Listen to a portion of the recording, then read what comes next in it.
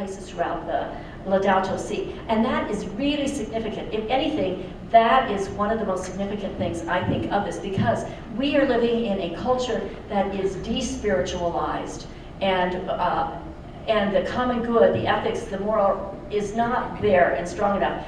And this sort of raises that up for us in a new way, so that we see, oh, this is not just some romantic brother, son, sister moon movie or song or something. It's real. We all are brothers and sisters, and scientists have proven that in recent years. This is just a graph, and I want to thank Patrick for giving this to me so I didn't have to look it up this week. But this shows the critical moment that we're in. For us to maintain life as we have known it on the planet since human beings have come, we need to keep our carbon emissions at 350. And you probably have heard that number. We are not at 350. 2 years ago, Maui, the scientific research station there, we reached 400. And that was 2 years ago. Now we're over 407. And so you see the projection of the rate of emissions increasing dramatically since actually the 1950s. So, Laudato Si, the two focal points, most of you already know this. One deals with the care of creation and climate change and energy production and how we address that. The other is economic systems and poverty and the growing deterioration of the environment that's related to poverty and those who are most vulnerable in our world. So it's economy and ecology. Who is this encyclical for? And in the very beginning of the encyclical, it stated this is for all people on the planet.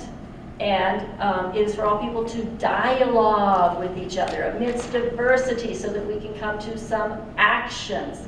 The all people include people of all faith traditions, and several of those faith traditions other than Catholic were even noted in Laudato Si. There's special sections for political leaders and business leaders.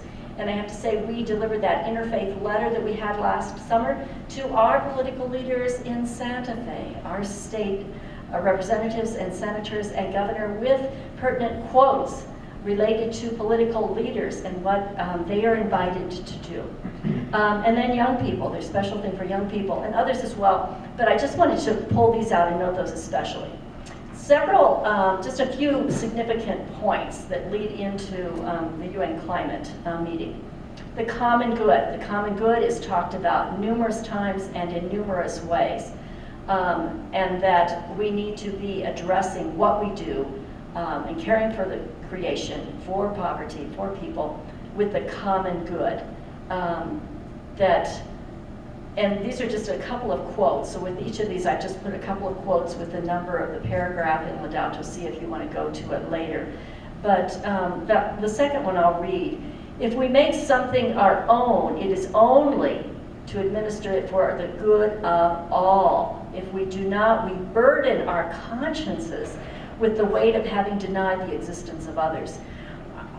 There's so many quotes that are so significant in the encyclical. This one, in terms of the common good, I think is very significant because it brings together that the economy, the spirituality and our own consciousness, the ethical, moral perspective, our brotherhood, sisterhood with all, and the very existence of life. Everything is connected and everything is brother and sister. And this is threaded throughout the document and is sort of foundational for our moving into action. And there was a quote I didn't put here, but I just really, really like about this in the document that says, we are so connected to one another that, and thanks to our bodies we are, that we even feel the desertification of the earth as if it's like our own body. Mm-hmm.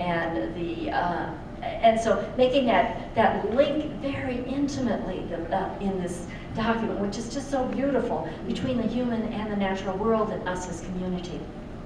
The document's very concerned with an integrated approach and what Pope Francis calls an integral ecology.